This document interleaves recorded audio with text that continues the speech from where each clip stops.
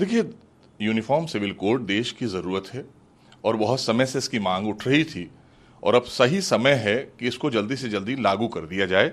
इसको लेकर मेरे जो माननीय महामहिम उपराष्ट्रपति जी ने कहा है, हम उनकी बात को समर्थन करते हैं और जाहिर सी बात है कि जो भी हम सब हैं, हम देश हित में, जनहित में जो भी कानून लाते हैं, उसकी जो ज़रूरत होती है, उस समय उसकी आवश्यकता होती है। तो आज इस बात की मांग ज़्यादा तेज़ी से हर राज्य में उठ रही है और सभी लोग चाहते हैं कि एक समान अधिकार सबको मिलना चाहिए देश के अंदर, तो ये कानून आना बहुत ज़रूरी है। विरोध किया है। All India Muslim personal law board पहले दिन से कह रहा है कि हम उसकी मुखालिफत करेंगे, क्योंकि हिंदुस्तान में रहने वाले तमाम लोग हैं, डाइवर्स कंट्री है, यहाँ पे लोगों के अलग अलग पर्सनल लॉज हैं, इनसे छेड़छाड़ ना करी जाए। उसके क्रम में आज बैठक भी बुलाई है बोर्ड ने, वर्चुअल बैठक है, ड्राफ्ट के ऊपर चर्चा होगी पूरी बैठक में। देखिए, all India Muslim personal law board क्यों चाहेगा यूसीसी आए? क्योंकि ये चंद लोगों के द्वारा बनाई गई एक संस्था है जो हमेशा से दबे कुचले मुस्लिमों की ठेकेदारी करती है और उन्हीं के नाम पर ये अपनी दुकानें चलाते हैं। इसमें चाहे ये कांग्रेस के हाथों खेली जाती रही हो, समाजवादी पार्टी के हाथों खेली जाती रही हो, बहुजन समाज पार्टी के हाथों, क्योंकि इनकी दुकानें चलती हैं। ये चंद लोग हैं जो करोड़ों करोड़ मुसलमानों को आगे नहीं बढ़ने देना चाहते, उनको एक समान अधिकार नहीं लेने देना चाहते। क्योंकि ये वही Muslim all India Muslim personal law board है जब शाहबानों को माननीय सर्वोच्च न्यायालय से उनके फेवर में फैसला आ गया था, तो उस फैसले को पलटवाया था इन्होंने कांग्रेस पर दबाव बनाकर।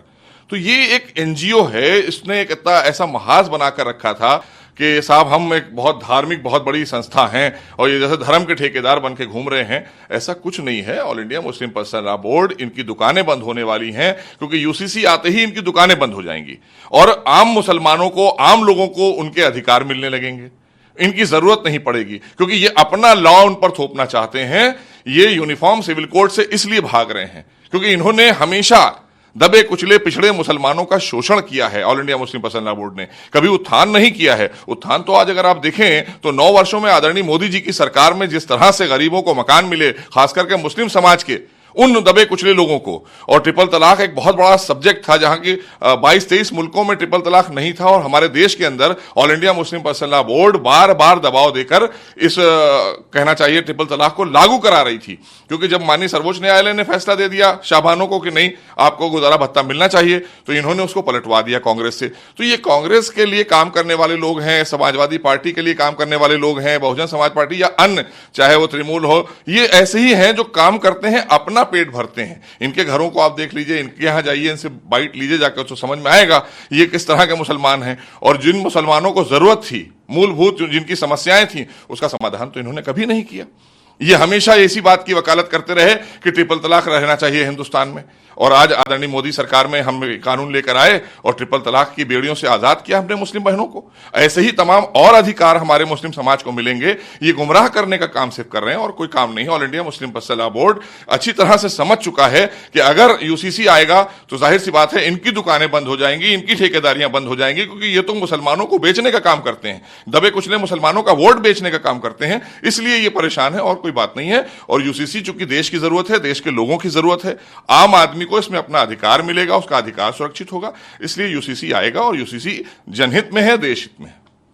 यूनिफॉर्म सिविल कोड पे जो के राइट्स है उसमें कहीं ना कहीं छेड़छाड़ होगी, इसलिए उसकी मुखालिफत करें, इसमें हमारा कोई एजेंडा नहीं, उनका कहना ये है। देखिए, ये कैसे अज्यूम कर रहे हैं?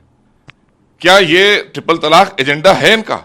अगर था तभी तो इन्होंने शाहबानों को फिर से वापस ट्रिपल तलाक की बेड़ियों में जकड़ दिया था और आदरणीय मोदी सरकार ने कानून लाकर हमारी तमाम करोड़ों करोड़ों मुस्लिम बहनों को आजाद किया उन बेड़ियों से। तो ये कहीं अपना कानून, अपना लॉ थोपना चाहते हैं। ये शरीयत की बात नहीं कर रहे हैं, ये all India Muslim personal law की बात कर रहे हैं। तो देश का लॉ चलेगा ना, कि इनका ये चंद लोगों का द्वारा बनाया गया मुस्लिम पर्सनल लॉ चलाएंगे ये? अगर इनको अपना पर्सनल लॉ चलाना है और या ये इतना ही ज्यादा मुस्लिमों की बात कर रहे हैं या मुस्लिम पर्सनल लॉ की बात कर रहे हैं, तो इन्हें तो पाकिस्तान चला जाना चाहिए, इन्हें उन मुल्कों में चला जाना चाहिए जहां पर वो शरीयत के लॉ चलते हैं। काहे के लिए हिंदुस्तान में रह रहे हैं? फिर हिंदुस्तान में तो हिंदुस्तान का लॉ चलेगा, यही हमारी शरीयत, हमारा इस्लाम भी यही कहता है। तो आखिर ये समझते क्यों नहीं है? गुमराह कर रहे हैं ना, क्योंकि इन्होंने कभी हमारे समाज को पढ़ने लिखने नहीं दिया ना। ये चंद लोग जो हैं, इन्होंने कभी हमारे समाज को पढ़ने लिखने नहीं दिया, ना कभी उनका विकास किया, ये तो आज 9 वर्षों में आदरणीय मोदी सरकार में उनका विकास भी हुआ है, उनको हर तरह की सुविधाएं प्राप्त हुई हैं बगैर भेदभाव के। तो जब भेदभाव के बगैर हमने हर सुविधा दी है तो ये कानून भी बगैर भेदभाव का ही कानून है, कोई इसमें भेदभाव नहीं है। लेकिन इनको लग रहा है कि हमारी दुकानें बंद हो जाएंगी, लिहाजा अपनी दुकान को चलाने के लिए ये विरोध कर रहे हैं और लोगों के बीच में रायशुमारी कर रहे हैं। पहले भी रायशुमारी इन्होंने ट्रिपल तलाक पर भी की थी, तो क्या रिजल्ट आया?